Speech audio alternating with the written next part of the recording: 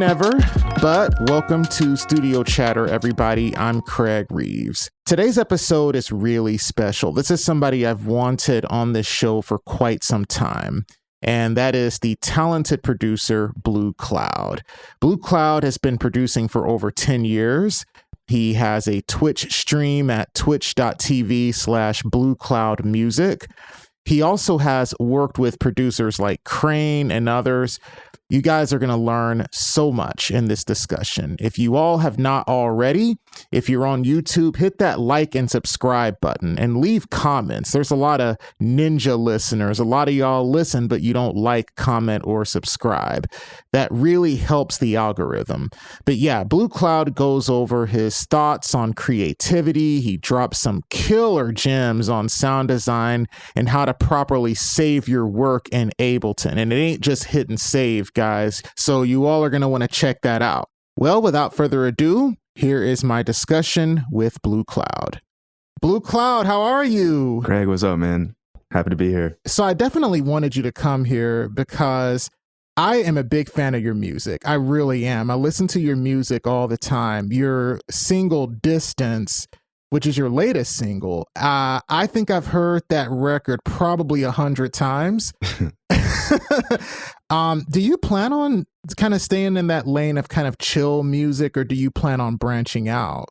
That's a really good question because I feel like my genre of choice changes month to month, just where my headspace is at that point in time. One thing I've tried to do, like I don't want to put myself in a box of genres, but I do want to always have some sort of characteristic like sound palette, some sort of characteristic production style that carries from track to track.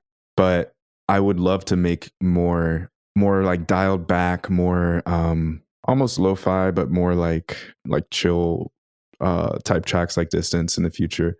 I don't know. It's fun because with those kind of tracks, obviously it's not like a banger. It's not like something that draws your attention based on like high energy. It's a lot of the art with that genre is intricate sound design and sound palettes and timbres. So it's a lot of fun to make those kind of tracks. So I definitely see myself making more in the future.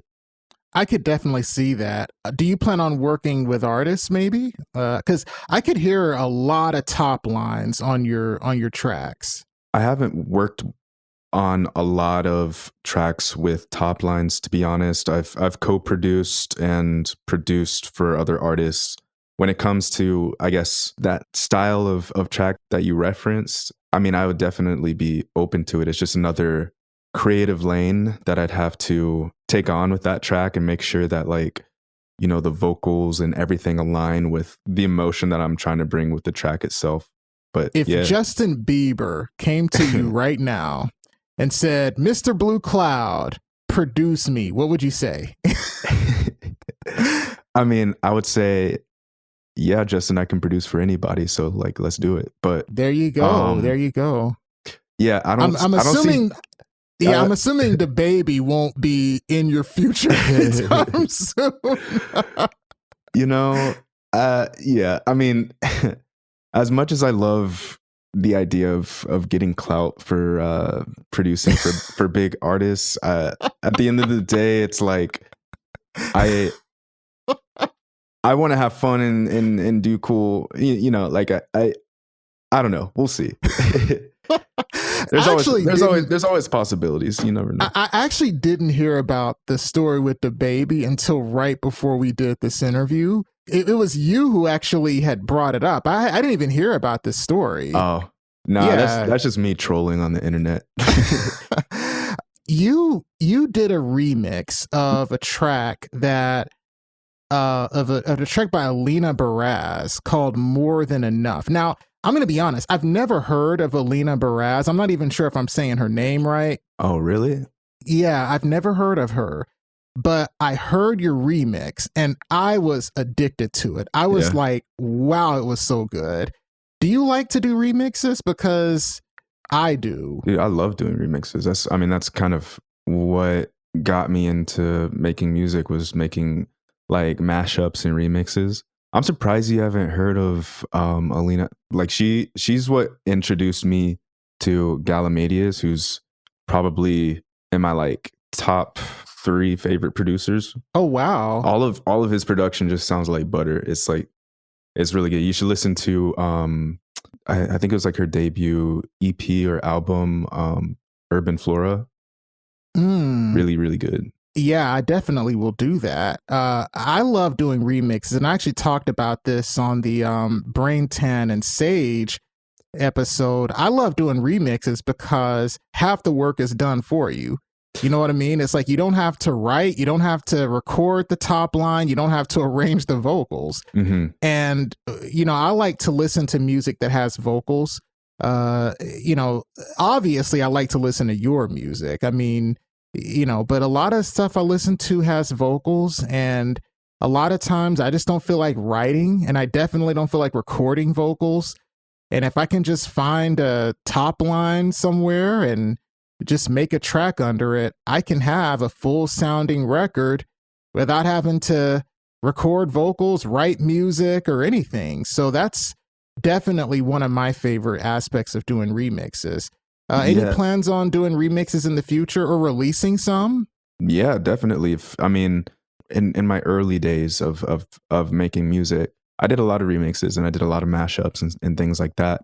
Obviously, with the state of like copywriting and everything, that made releasing those challenging. And so I stopped and just focused more on like, okay, let's make some original sounds, let's make some original songs, that sort of thing.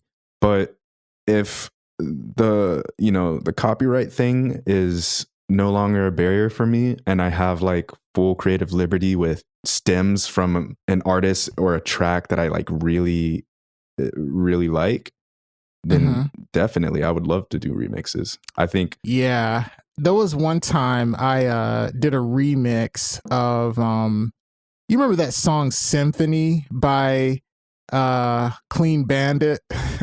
I did a remix of Symphony by Clean Bandit one time, and as soon as I uploaded it, they took it down. It was on SoundCloud. Yeah. I put it up on SoundCloud and they took it down.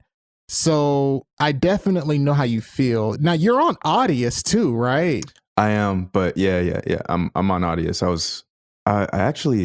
I don't even really know. So Audius actually, I think Audius might let you do it. Audius does. I don't really know how they get around doing that, but yeah, no, I think it's just because so many people don't know about Audius, right? Audius is still kind of underground. I don't really know. I mean, I remember when they first launched, they had a whole explanation on why their site was unique in that you could upload remixes and stuff. There's some, I guess, loophole that I don't really know, but yeah, I'm scared to upload anything to Audius. Like I'm just afraid. I don't know. I mean, crypto is definitely something. My brother is really into crypto. He's actually made money like investing in crypto, but like crypto is volatile. Like that's the thing. But here's the thing. You don't even really need to pay attention to the whole crypto aspect. You can just use it as another outlet to build your fan base. There's people who are following me on Audius who aren't following me anywhere else.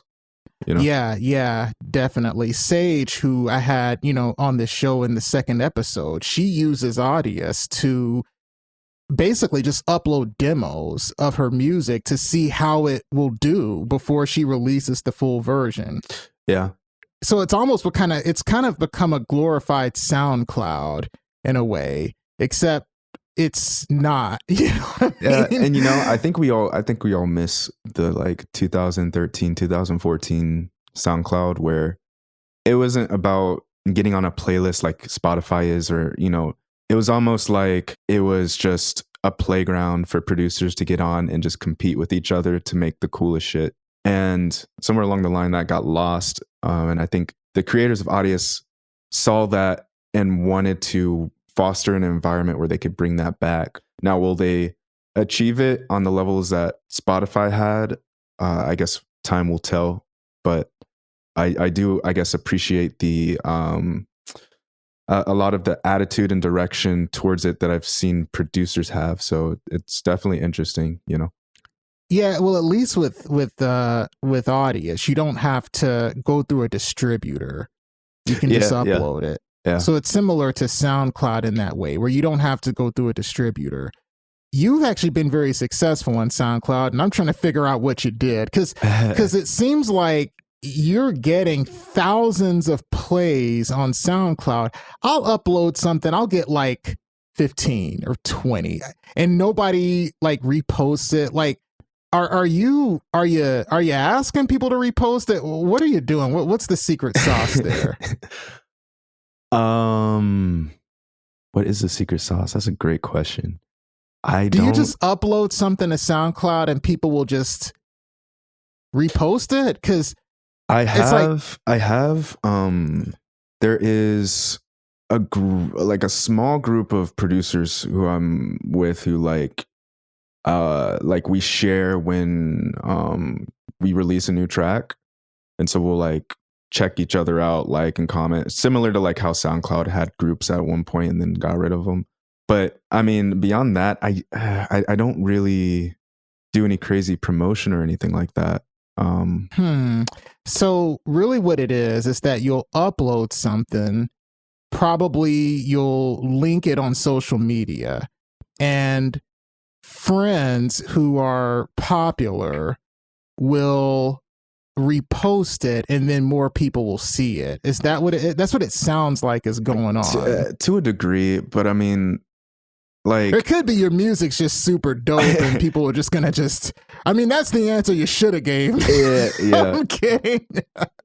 Yeah, go back and edit that and put a dub of my voice saying that. I don't know. I get too stressed out when it comes to promoting my music. Oh, it's the worst. It is the worst. And it is the worst. It is the absolute worst. I kind of like to try to let it speak for itself. I know there's a lot of things that I could be doing to increase my plays and increase my my listeners. But at the end of the day, it's just like my philosophy has always been, as long as I have like one person who's enjoying my stuff, that's all I really care about at the end of the day. So yeah, I mean, I've definitely had tracks that I've uploaded and weeks go by and it takes me forever to get like triple digits, like everyone does that. And especially now because it's even worse because there's so many scams out there. It's worse because there's the nature of the internet. Things change in popularity, things morph and turn into other things. And if you aren't able to adapt, then you're going to get left behind. I mean, we're seeing that with apps like TikTok, for example. Oh yeah. You can become an overnight celebrity with TikTok now if you play your cards right. I know. I mean, look at freaking Addison Rae. Right. Addison Rae got on by doing freaking videos on TikTok of her dancing. And then she comes out with a record called Obsessed. It's not a great song. It's not a terrible song like a lot of people say it is, but it's not a great song. And it's getting millions of streams. It's panned by critics, right? So music critics today never like actually give bad reviews of songs, but they gave a terrible review for this song. And the song was so bad to a lot of people that they would like, people would upload YouTube videos of their reactions to the song because it was so bad. Yet it's got millions of streams, ended up on so many Spotify editorial playlists. It's crazy, just from TikTok. And this is somebody who wasn't even singing on TikTok. This is a girl who was dancing on TikTok. TikTok came out in like 2018, so it's been like not even like 3 years that it's been around, and it's already kind of drastically changed a lot of artist strategy. Because just think about it, like you have somebody who has 20 million followers or something crazy, and then they do like a minute long dance with your song, and just that act alone makes it viral. Just that act alone puts you in the like 8 figures of plays on Spotify.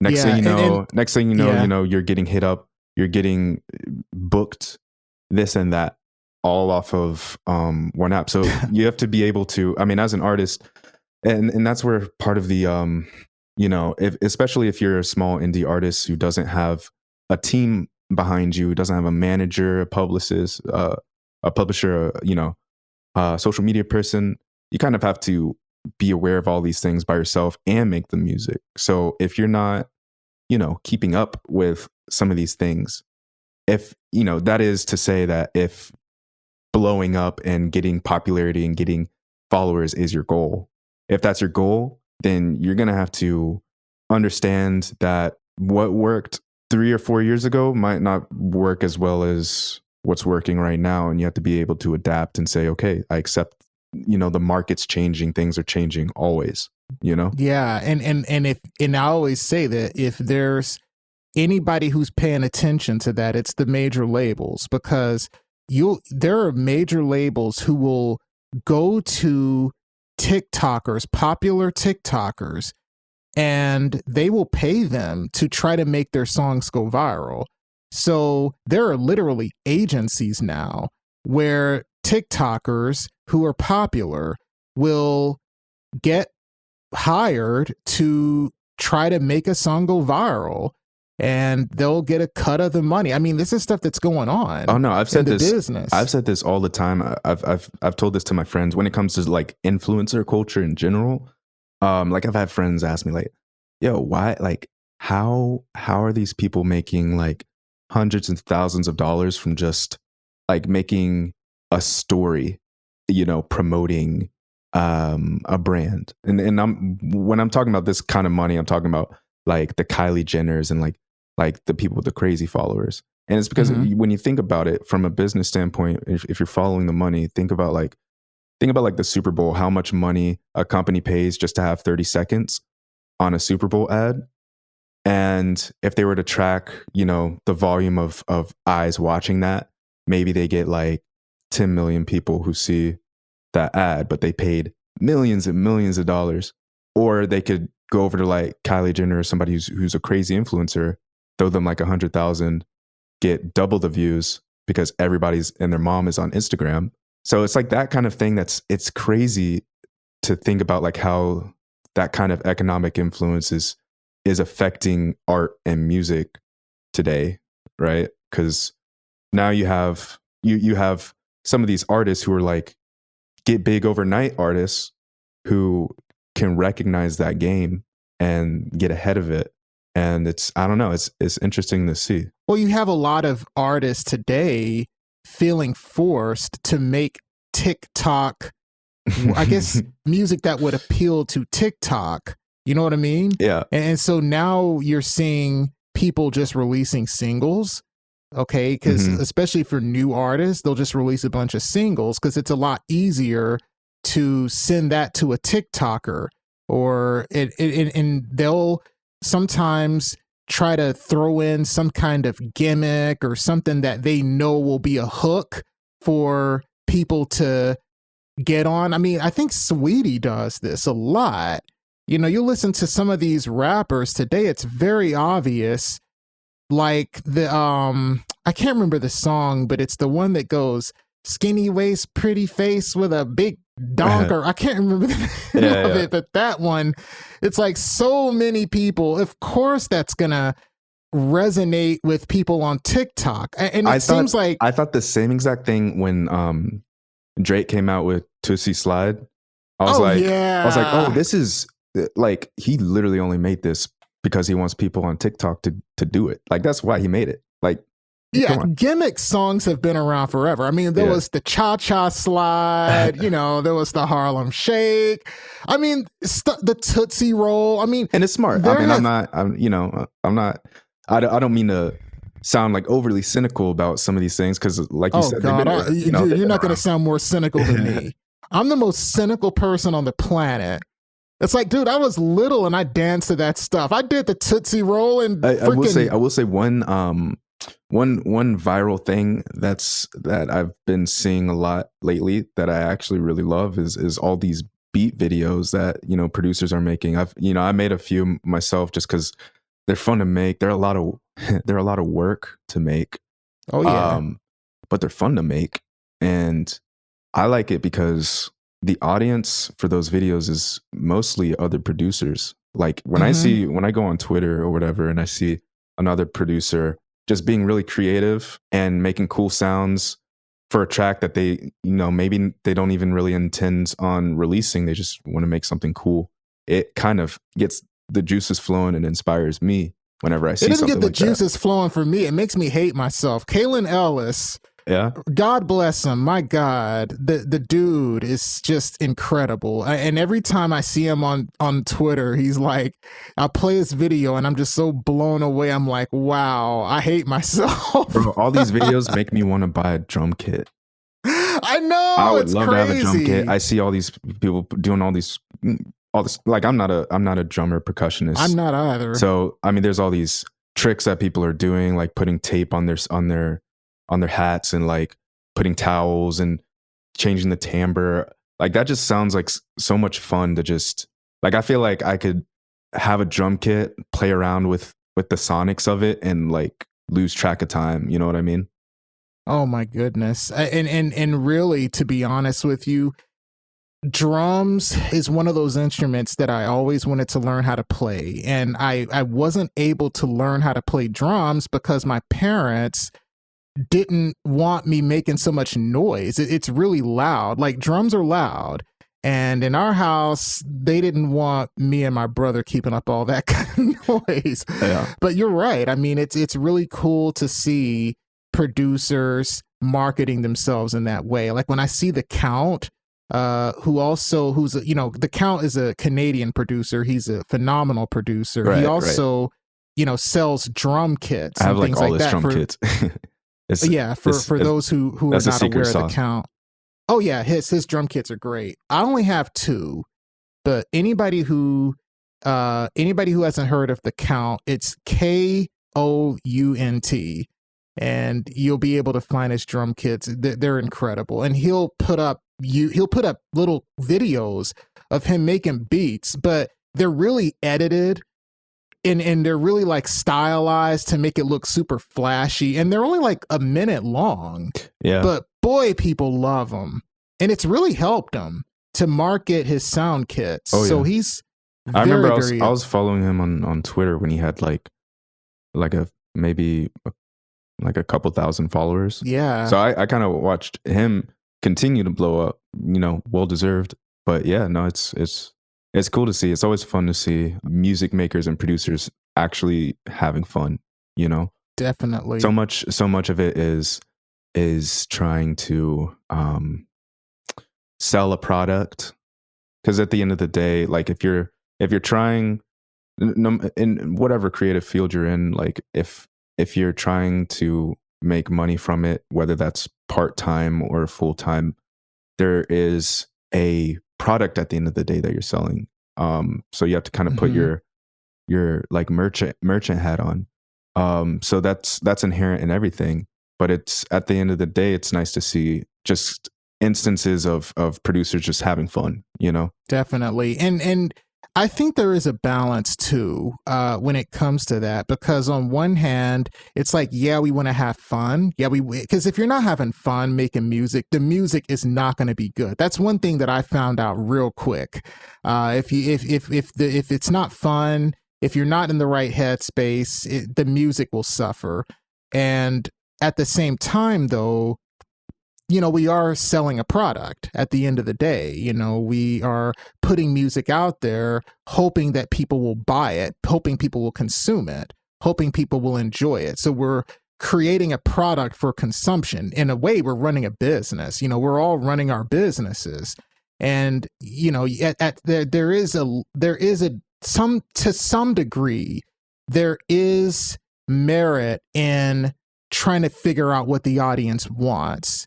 There's some merit in that. And as producers, we have to do that. We have to pay attention to what's going on. We got to pay attention to what people are listening to. We have to keep our ear to the ground. We have to listen to what's currently hot right now, not necessarily to imitate it, but just to know, it's such a catch-22, isn't it? Where my experience with music, which to be honest, in a lot of aspects is limited compared to some other artists who are really doing, taking on music full time and really delving into the artistry from that angle. I'm someone who I'm working full time as well as making music. So I've kind of have my feet dipped in two different worlds. One being like a corporate, more linear, structured world, and then the world of music, which does have its structure with, like I mentioned earlier, marketing and selling your brand. But it's the foundation is this creative space, which is this artistic identity that you've created for yourself. And so as much as sometimes we want to take some of our work ethic and strategy of like what we see in the corporate world and apply it to music, that's not always going to transfer well. For example, like there's some days where it's like I want to roadmap everything, right? Like I want to say like, okay, in 2 weeks, I'll have this release. In a week, I'll have the mixing and mastering done for this. And that's good to have that structure. But sometimes that can actually hurt you because it's stealing away that mental energy that you need in a creative realm to actually make the art you want.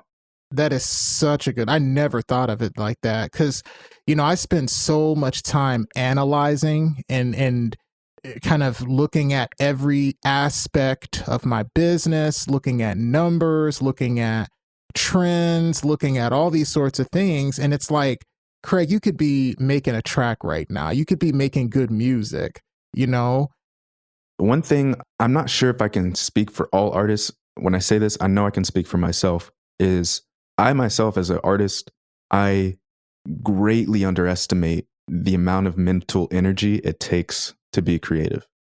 Oh my gosh. You can't schedule creativity. You can't say, okay. Say that again. You can't schedule creativity. You can't say, okay, at 6:00, I am going to be creative and make something amazing. Say it. Woo, that is so true. Oh my God, I'm experiencing that right now, actually. And it's tough to sort of beat that into your brain because we're so used. And when I say we, again, I'm kind of being anecdotal because I'm kind of talking about my own experience. But I am so used to when I have something that needs to be done, I put my head to the ground, I grind, and I get it done. And you're gonna drive yourself insane. You have that level of stubbornness when it comes to making art. And one thing you have to realize is it's not. I've said this before, either online or just to my friends, but it's not about how much time you have in the day. It's about how much mental energy you have left over to do the things that you want to do. So it's like at the end of the day, at the end of my work day, let's say it's like 5:00 and I have nothing planned and I have like 5 hours in my day to make music, but I've used up 95% of my mental energy. That's going to be 5 hours wasted because I'm not going to be able to do anything, Yeah, you're just going to veg out and play video games, right? Because that's what I do. I'm going to make an 8-bar loop. That's the most boring, predictable 8-bar loop ever.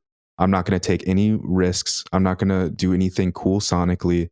That's why, when I started streaming, like when I very first started streaming, I was like, I'm going to have a schedule. Every Tuesday, I'm going to do this. Every Wednesday, I'm going to do this. And that's fine. But understand, like, if you do that and you say, like, Tuesday is going to be a creative stream, understand there's going to be Tuesdays where you're not going to be creative at all because you just can't schedule that. You can't schedule, like, inspiration.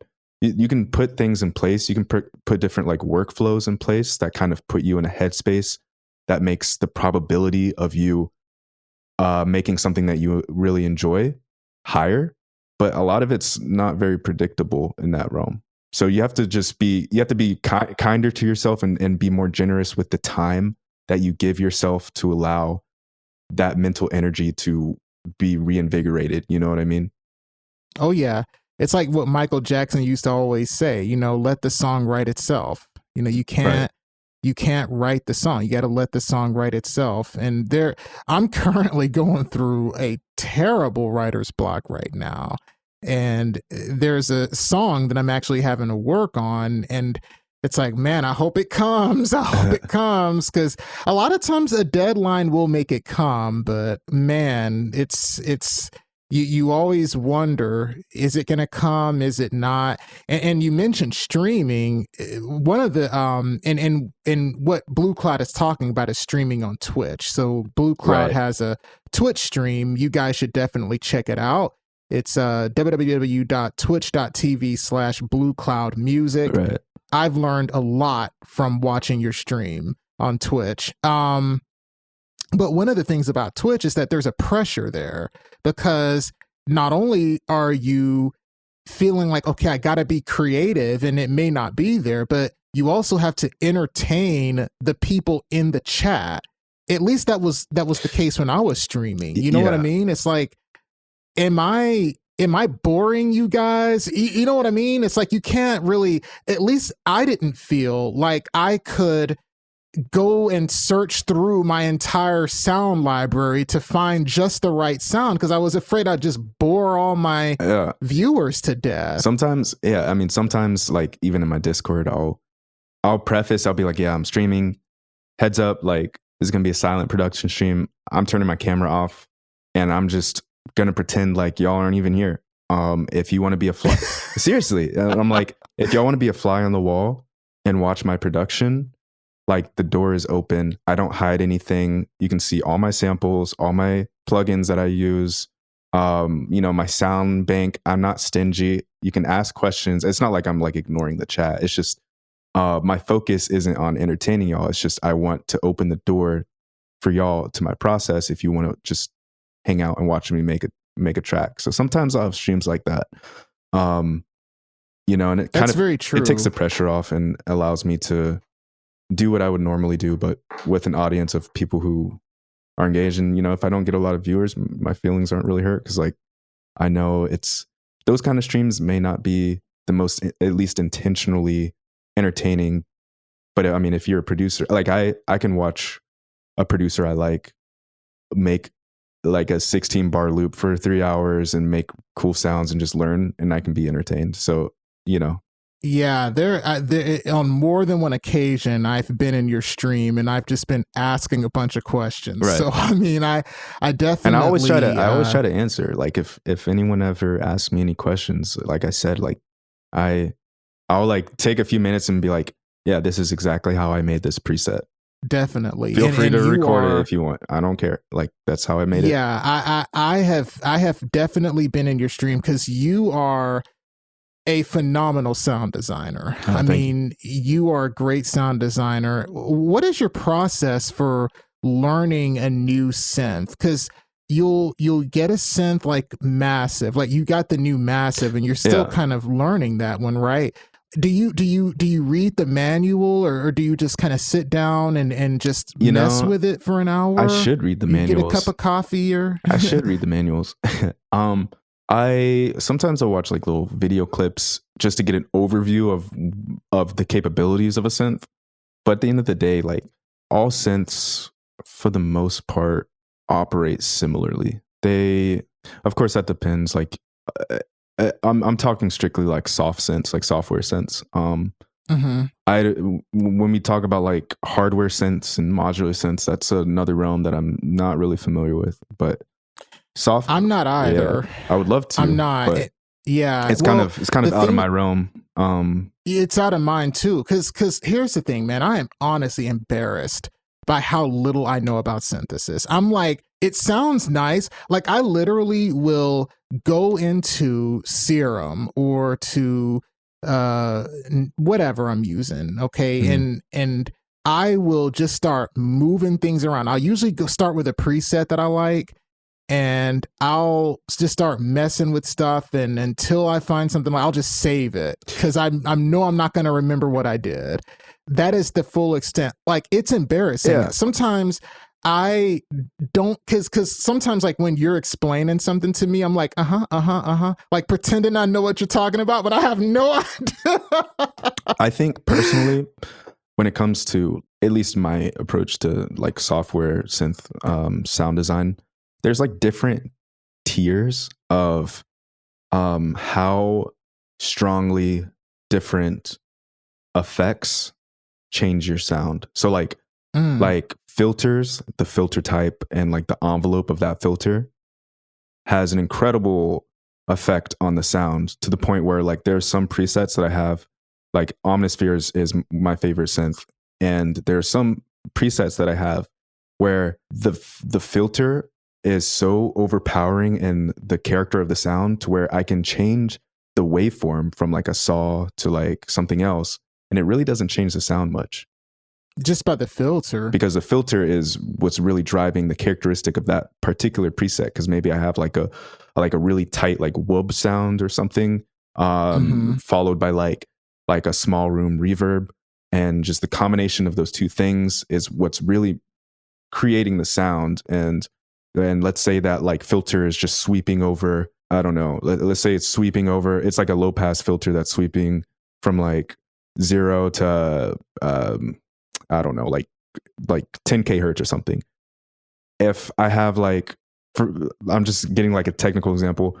If I were to change like the waveform, the information that filter sweeping over is the same more or less from like a sawtooth to a like square. It's like very similar. So it's like the waveform itself isn't changing the sound as much as what the filter is doing.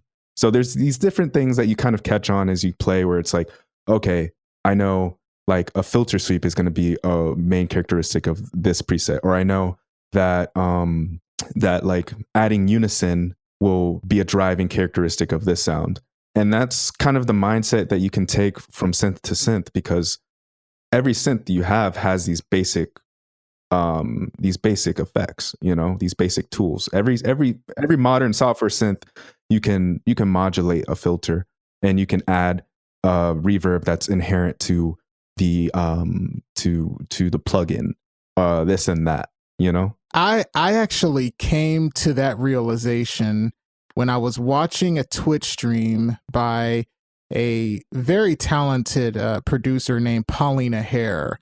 Right. She's a very talented producer. She is an Icon grad, and she also has a Twitch stream as well. And I remember she had soloed a track to a song that she was working on, and she was going through all of the various plugins that she had on that particular synth. And I remember her bypassing all the plugins, and it sounded just like a regular saw synth, like but then she put all the stuff on it, and it sounded like this amazing, just the coolest thing ever. And so a lot of times it's just putting effects on a sound, and you can really change it. Your music is so intricate and well put together. How long does it usually take you to finish a track? It depends on a lot of things. Like I've had some crazy intricate tracks where I just get down a rabbit hole, and like, I don't know if you've seen me work, but if I have an idea that I'm like catching fire on, I work really, really fast. Like my workflow in Ableton's fast just because I know it really well. So if I know creatively where I'm going, I can get like 90% done with a track if I'm focused on it pretty quickly. So I would say the driving factor is like how inspired I am by the track I'm working on. There's some tracks where it feels like I'm like pushing a boulder up a hill, and those tracks I kind of abandon. Those are the tracks I abandon a lot too. Or like sometimes the ones that just take. Here's one advice I will give for all producers, but especially for younger producers, or at least producers who are young in their journey of producing. Don't delete stuff. Keep your file management tidy. Get an external hard drive. If you don't like a track, dump it on your external hard drive. One of two things will happen. You'll either have a really shitty track that you can go back and look at like a time capsule and laugh at, or you'll go back and say, wow, like that was a really interesting creative idea. I just didn't really have the tools and knowledge to make it flourish. And now I do, like 5 years later. Let me just tap into that and like take that idea to the next level. That's one thing I can't even begin to tell you how many unfinished tracks are sitting on my computer. I have so many MP3 snippets of tracks where like, this was before. So You're relatively new to Ableton, right? Kinda. I mean, I've been It's not. using it for. It's not your first DAW. Oh no, it's not. It's not the first DAW that I've used. No. So this was before I learned about the collect all and save feature on Ableton. So I at this point, like I had a habit of either saving my tracks on folders that I kept track of, or like dumping them on an external hard drive, and I just saved them. But going back years later, I'd try to open them and realize that like half of my stuff was audio, because I remember back in the day I'd like to do like glitchy stuff and freeze and flatten all my stuff to audio. And the files were missing, and like the file at that point, like the project file was basically corrupt because I didn't collect all and save, which is so sad. So I have like a bunch of like little audio clips and stuff. I'm like, this is a really cool idea, but I can never open that project again because all the data is lost. Wow, I'm really glad that you mentioned that, because I like to do freeze and flatten too. go in all your tracks right now and collect all and save, and make sure that all and save. Make sure, because what that'll do is, so like you have your project folder, and then you'll have samples. So say you're pulling samples from a sample library that you have, it's pointing to that folder directory. If you delete that folder, then it'll no longer pull those tracks, those audio files into your project. What collect all and save does is copy those audio files that it's referencing into the project folder, so it's all in the same location. Wow, boy, I think you might have saved a lot of people a lot of stress. No, I have years of project files that have missing audio that I'll never get back because I don't know where I'd put them. I've switched laptops like 3 times. Man, boy, losing a project is horrible. I remember in 2015, a partition on my computer, like a partition on my hard drive, died, and I lost a lot of data. Oh man, I lost like a whole album of stuff. So every episode, I always ask the question, how did it all start for you? You know, how did Blue Cloud go from a little kid watching The Proud Family on Disney Channel to the man we see today? I don't know if you watched The Proud Family, but I did. So. Of course. The fact that there's only 2 seasons of The Proud Family is probably like the cardinal outrage. Sin. Yeah. Absolute outrage. Right. Well, I've always been musical. When I was a kid, oh man, when did I was probably like 11 or 12 was when I started saxophone. That was my first instrument. Oh, cool. I didn't know that. Alto sax. And I got really serious with it, like multiple external lessons, like all through high school. Like I got, like, that's where I learned all my music theory background is through saxophone. I got really into jazz and stuff. And I remember old band teacher showed us, because they had like I guess their own like little bands that they had outside of teaching. And so one day in our class, this was probably when I was in middle school, they showed us, what were they on? I want to say that they were on probably Garage Band. It was right? something old. It was something old. Oh, it was old. It was something that, like, it wasn't Ableton. It wasn't was it Windows or Mac? I can't remember. Oh wow. But it was something. But basically it was just my first introduction of like, oh, like there's more to this than just like being a musician. Cause like I was great at saxophone, but I wasn't like, I wasn't going to be like the next Charlie Parker or anything. So it was always sort of just like a side hobby. And then I saw this and I was like, oh, this is like another avenue that I can point my music towards. And so I remember I downloaded like an Ableton trial when I was 14 or 15. This is kind of shitty, but like I like lied to my parents and told them that I needed Ableton for a school project. And so I like begged and begged. I was like, I need this for school. I need this for class, Mom and Dad. And they got me Ableton. So when I was 15, that was when I started really dabbling into Ableton. And at first I just used it. I used it for mashups, and I made some like really cool mashups. Cause I didn't really know anything about music making at all. I didn't know anything about sound design, production, mixing, or anything like that. I just knew I had an ear for like taking two tracks that were just completely different genres and sticking them together. And then I started learning about sound design. This was around the time where like Skrillex was coming up with like Scary Monsters, Nice Sprites. I was like, this is the craziest thing I've ever heard. I want like I'm an engineer. Like that's my main, that's what I do for a living. And part of my brain that like loves to just delve into sound design is the same brain that is, gets me interested in engineering. But at that point I was like, I need to break this down and figure out how he made this growl sound. Like, and I just obsessed with just reverse engineering things. And that's how I learned to produce. I reverse engineered songs. So I like listened to like a Deadmau5 song and I reverse engineered it. And that's how I learned how to do like synth plugs and how to make my kicks pop and this and that. And I just started reverse engineering songs just for fun. And then I was like, I think I have enough knowledge to start making my own music. And so that's where it started. And I actually, for a long time, I went by the artist named Mevins, because it was my first name's Madison, last name's Evans. So combined, it's Mevins. So I went by Mevins. Mevins. Yeah. I went by Mevins for a while. And that's when I started making a lot of remixes, mashups.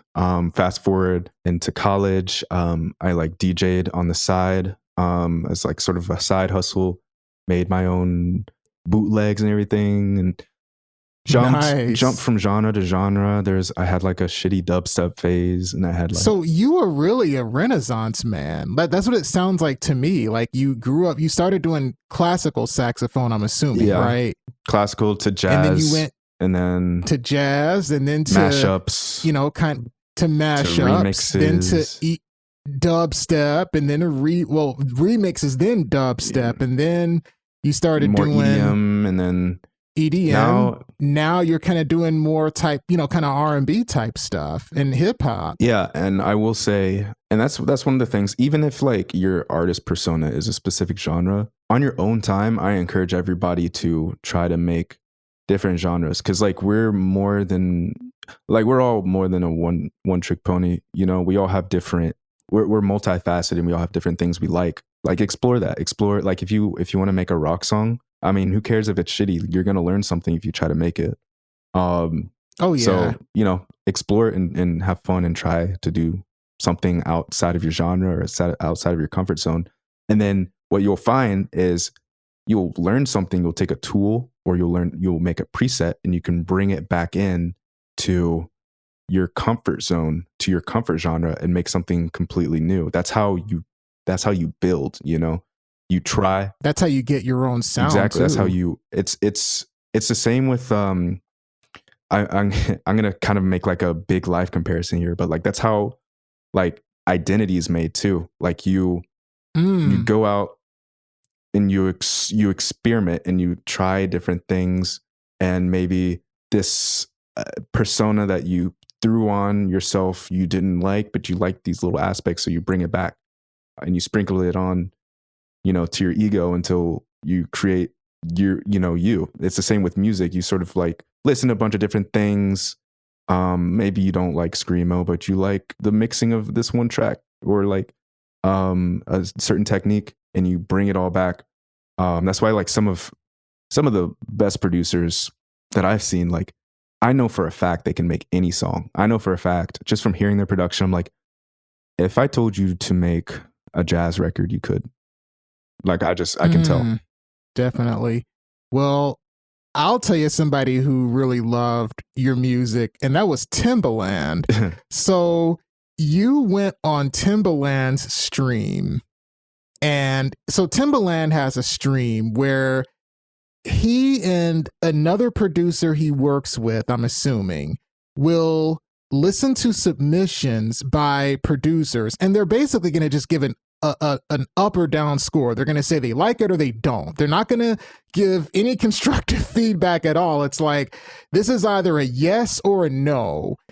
Now, I'm going to be honest. I have tuned into the stream a few times, and I've heard some pretty decent stuff get shot down by them. You know what I mean? And then so, I mean, I've thought about sending something to them myself, and I'm like, I don't know.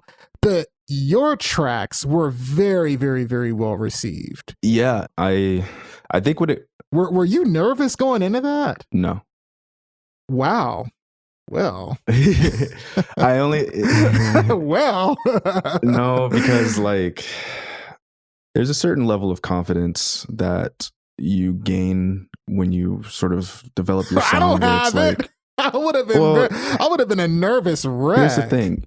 I'll give you a scenario. Say you make a song that and you've listened to a lot of songs, you've made a lot of songs. Mm-hmm. You have an ear that is better than the normal ear. You hear things in songs that people who aren't in front of a computer making music all the time don't notice. So you have a good ear. I think so. Yeah, no, you do. So let's say you make a track. It's the best mixed track you've ever made. You're like, dang, I don't know what I did, but the mixing on this is phenomenal. It's mastered really well. The arrangement is really creative and catchy, and I just love this track, and it means a lot to me. And then if I came up to you and said, I don't like this track, like even if I was the biggest producer in the world, it's like you get this level of confidence where you trust your ear and you trust your vision enough to where it doesn't mean that your track's bad, like because you already know that your track is good. It's just it doesn't resonate with that person. So it's like, if Timbaland didn't like it, I wouldn't have, like, that's why I wasn't nervous, because it's like, I already know the track's good. If he doesn't like it, it's just because he didn't resonate with it. It's not because it's not good. Yeah, for me, I'm kind of like, if other people have told me the track is good, if like a number of people has said, yeah, this track is great, I'm not going to feel too bad if one person didn't like it. But I mean, there's some things like don't get me wrong, like if I if I showed my song to like Rick Rubin or just some crazy like mixing engineer who I know has a better ear than me because they've been doing this for decades, right? And they say, hey, this is great, but this needs a little work. This needs a little work. Then great, like, thank you. It's like if you're like a good cook, and this is probably a bad example. I was gonna say like you put it in front of Chef Ramsay, but like I've seen chefs. Well, I've seen chefs cry from what Chef Ramsay has to say. So maybe that's a bad. Timbaland's kind of like, he is the Gordon Ramsay of production. He's pretty brutal in his because I mean, he's not brutal. He's never brutal. He doesn't say, "Oh, you suck. You shouldn't make beats." I mean, he's pretty. He'll just say he didn't like it. He's not gonna, But that's sometimes worse, because I don't even tell you why they did it next. Well, they're so nonchalant about it. I'll tell you. So I'll tell you why. I'll tell you why. Another reason why I wasn't nervous. I'll tell you why. So, Chuck Sutton, who I'm sure you've heard of or familiar with, people who are listening are familiar with, incredible producer, incredible sound designer, and just like innovator, right? Oh yeah. He sent demos in to Timbaland, and Timbaland didn't like it and said he still needed work. And that's what I was like, okay, because Chuck is very unique. Chuck Sutton? He told Chuck I wasn't Sutton on the stream, that? but I remember Chuck tweeting something out like, hey, like Timbaland didn't really like my songs, and he had some opinion about it that I resonated with, where it was just like, music isn't 100% subjective, but a lot of it is subjective, where it's like, if you have like idols or whatever, don't let take their opinion with constructiveness, with a grain of salt. Take whatever they have to say and make it to your benefit. Don't let it bring your art down. Try to pick apart what they're saying and take what they offer to elevate your music. Don't let it, bring your music down. So absolutely. Yeah, I mean, definitely. Just wow. I mean, I can't tell you how many gems you dropped. Blue Cloud, this has been amazing. Thank you so much for coming here. And I know that you are on your way to the top. And I told you on Twitter, I want you to come on this podcast now before you blow up and you won't have time to. Blue Cloud, thank you for doing this. Yeah, no, thank you so much. This was a lot of fun. I was happy to be here. That is going to do it for this week's episode of Studio Chatter. Thank you all for listening, and I will see you next week for another episode.